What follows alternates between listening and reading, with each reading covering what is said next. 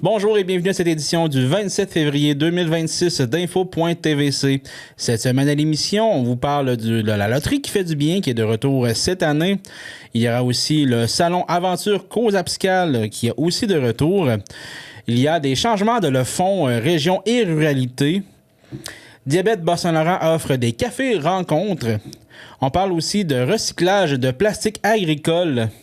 Il y a aussi, bien sûr, l'agenda culturel, mais tout d'abord, on va voir les actualités.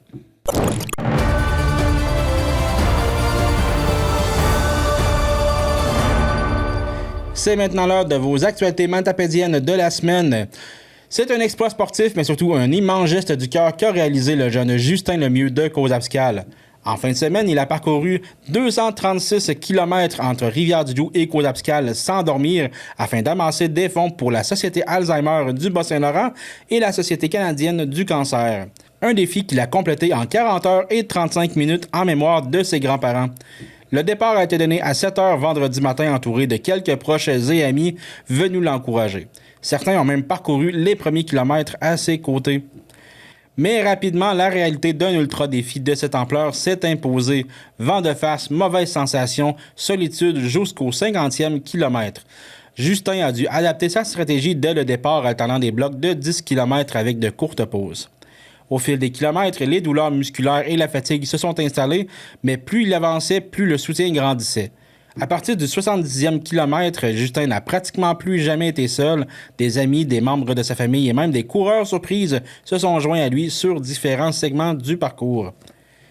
Il s'est arrêté au régiment des fusiliers du Saint-Laurent à Rimouski où familles et amis l'attendaient pour un ravitaillement bien mérité, incluant un Subway qui semble avoir marqué les esprits. La section de nuit a été une des plus éprouvantes. Vent de face, température ressentie de moins 25 degrés, fatigue extrême et impossibilité de dormir.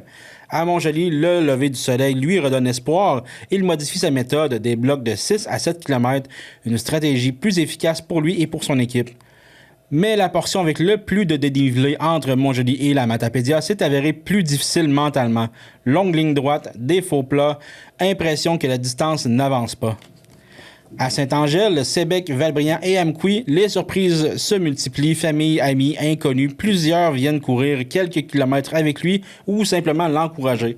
D'ailleurs, nous l'avons rencontré à Sébec lors de sa pause afin de faire une petite entrevue avec lui. On va aller voir ça. Justin, on est rendu à Sébec. Là, tu cours depuis hier matin, 7 heures. On est quoi? On est 3 heures après-midi. Ouais, c'est ça, exactement. Là, comment ça a été à date? T'as-tu réussi à dormir un petit peu? Honnêtement, j'ai essayé de dormir, mais c'est très difficile. Là, sur une course comme ça, les jambes viennent lourdes, ça fait mal. Fait que j'ai essayé de dormir, puis ça n'a pas été possible, malheureusement. Là. Donc, mais ça va super bien. Ouais. La fin, je sais qu'elle arrive, puis je suis confiant. Est-ce que ça te ralentit ou de courir depuis aussi longtemps ou au contraire, tu vois la fin arriver et ça te donne le goût d'aller plus vite? J'aimerais ça aller plus vite, honnêtement, mais les jambes ne veulent pas. J'ai les jambes vraiment fatiguées, mais ça va super bien, mais le mental est là. Okay. C'est comme qu'on avait discuté, c'est vraiment une partie de mental énormément, ces courses-là. Là. Fait que, à quelle heure tu penses arriver à Côte-Abscale? Honnêtement, j'avais comme prévu entre 15 et 17, mais ça 15 et 19, ça va déplacer un peu. Là. J'imagine peut-être entre 20h puis 22h environ. Ouais. Ben, je te souhaite vraiment la bonne chance. Donc, après plus de 32 heures sans sommeil, entamer une deuxième nuit représentait un immense défi. Il raconte même avoir eu l'impression de dormir en courant.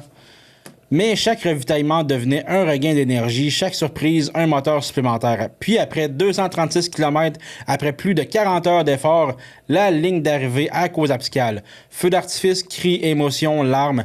Justin part du plus beau moment de sa vie, d'un rêve accompli et d'un sentiment de fierté immense. Au-delà de l'exploit sportif, Justin Lemieux a surtout démontré la force de l'entraide. Jusqu'à maintenant, il a amassé un peu plus de 6 000 $ pour la Société d'Alzheimer du Bas-Saint-Laurent et 5 200 $ pour la Société canadienne du cancer. Un défi réalisé dans l'amour en mémoire de ses grands-parents et porté par toute une communauté. Le bar laser de Côte-Abscale se prépare pour les finales de sa division et on sait déjà que la formation de Matane représentera un défi de taille. Les matchs 2, 4 et 6 seront disputés à Côte-Abscale, soit le 22 février, le 7 mars ainsi que le 14 mars. Après une saison solide, l'équipe aborde cette dernière étape avec confiance. L'engouement est bien présent à Côte-Abscale alors que les partisans se mobilisent pour soutenir leur équipe. Pour suivre l'équipe pendant cette finale, suivez leur page Facebook. Dans le dossier du meurtre d'Adrien Allard, survenu en 1979, Denis Desrosiers a reconnu sa culpabilité après plus de 45 ans. L'affaire, longtemps demeurée non résolue, a refait surface grâce aux avancées technologiques en matière d'enquête et d'analyse. Cette reconnaissance met fin à l'un des dossiers criminels les plus anciens encore actifs au Québec. La Cour devra maintenant déterminer la peine appropriée. La Sûreté du Québec signale une hausse des tentatives de fraude téléphonique. Des citoyens reçoivent un message automatisé indiquant que leur ligne sera coupée dans les prochaines heures en raison d'un paiement en souffrance. On leur demande alors d'effectuer un paiement immédiat. La police rappelle qu'il s'agit d'une fraude et recommande de ne jamais transmettre d'informations personnelles ou bancaires à la suite d'un appel automatisé. En cas de doute, il faut contacter directement son fournisseur via les coordonnées officielles. En pleine crise forestière, la Fédération des producteurs forestiers du Québec dénonce des amendements au projet de loi 11 qui, selon elle, favorisent l'approvisionnement en forêt publique au détriment des producteurs de forêt privés. Les changements proposés modifieraient la tarification du bois public et mettraient fin au système d'enchères servant de référence pour établir la valeur marchande. La Fédération estime que ces mesures risquent de faire baisser le prix du bois en forêt privée et de fragiliser des milliers de propriétaires forestiers en région. Plusieurs syndicats du milieu scolaire ont dénoncé à Québec un climat de culpabilisation envers le personnel victime de violences. Selon eux, lorsqu'un geste est déclaré, la démarche d'analyse tend trop souvent à minimiser le caractère intentionnel de l'agression. Les organisations affirment que le processus décourage les dénonciations et nuit autant au personnel qu'aux élèves concernés. Elles réclament des ajustements au traitement des dossiers afin d'assurer un suivi plus qu'adéquat et une meilleure protection en milieu scolaire.